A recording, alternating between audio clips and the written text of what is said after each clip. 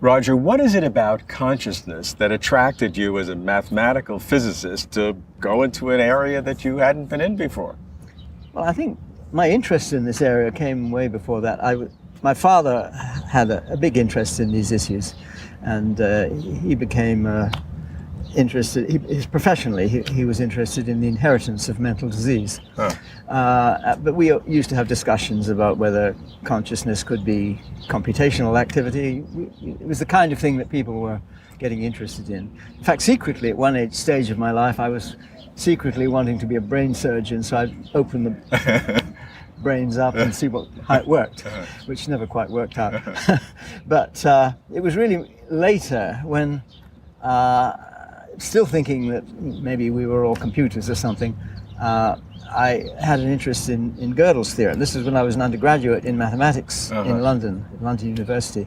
And I went to Cambridge then as a graduate student, and there I went to courses on various things which I found interesting, like Bondi's course on cosmology and Dirac's course on quantum mechanics, and another course which was given by a lecturer by the name of Steen, who talked about Gödel's theorem and Turing machines and all this. And I think it was at that stage that I formed my view that there has to be something going on when we understand things, particularly mathematics, which is what it was about, which cannot be done by computers. The understanding of what you're doing is something different from computation. I had no idea what it might be, but from Dirac's lectures I sort of picked up this paradox between the measurement process and the rules of quantum mechanics. What was the core element of consciousness that made you reject the computational theory? I think it was the Gödel argument. And from Steen's lectures, it made it completely clear, and he put it in a way which is not the way that often people do it. People usually, at least in popular accounts, say, oh, well, Gödel's theorem shows there are things in mathematics you can't prove, you see, unprovable statements. And I didn't like the idea of that.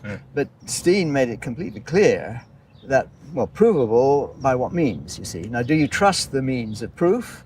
If you trust the means of proof, then you can transcend them.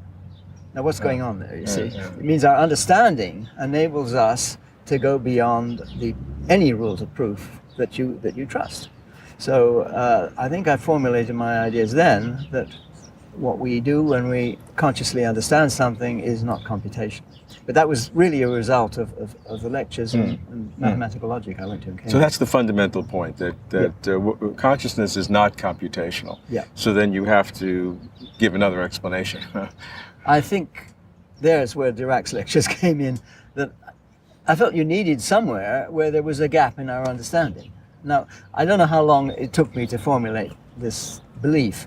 I think it gradually came over many years, and I didn't think much of it. I just formed a view that what's involved in conscious thinking can't be entirely described by the physics that we know. And where is the main gap in the physics we know? Well, it's in the quantum mechanical, the sort of contradiction between the continuous evolution that's given by the Schrödinger equation and the discrete probabilistic thing which happens when you make a measurement. The two things fit nicely together, but they're inconsistent with each other.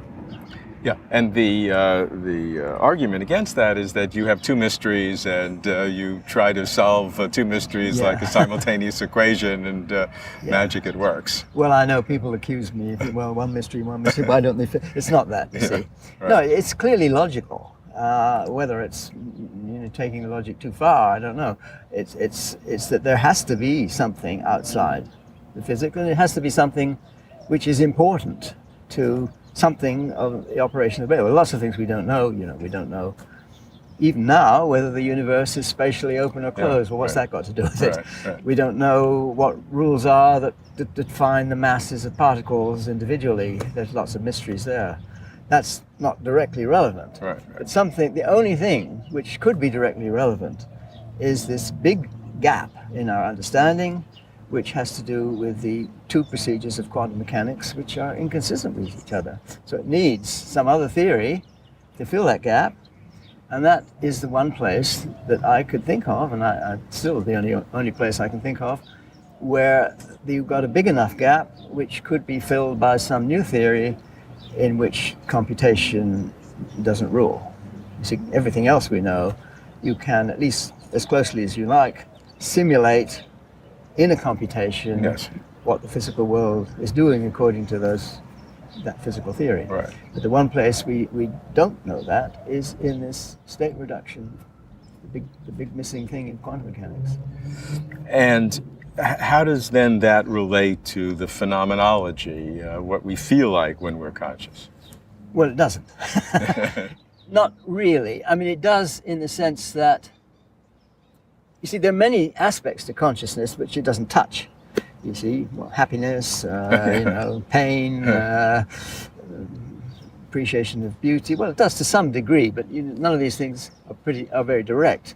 But the one thing that it does touch is the understanding, the quality of understanding something. Now, that quality seems to me, according to the Gödel arguments and so on, that quality isn't a computational process. You understand, you stand back, you understand what's going on. And what does that mean? I don't know. But whatever it means, it is something which requires your awareness. It just doesn't make sense to me to say of an entity that it understands something if it's not even aware of it. Just the use of words implies that involves awareness. Now that's one tiny little ingredient of what awareness is, of what consciousness is.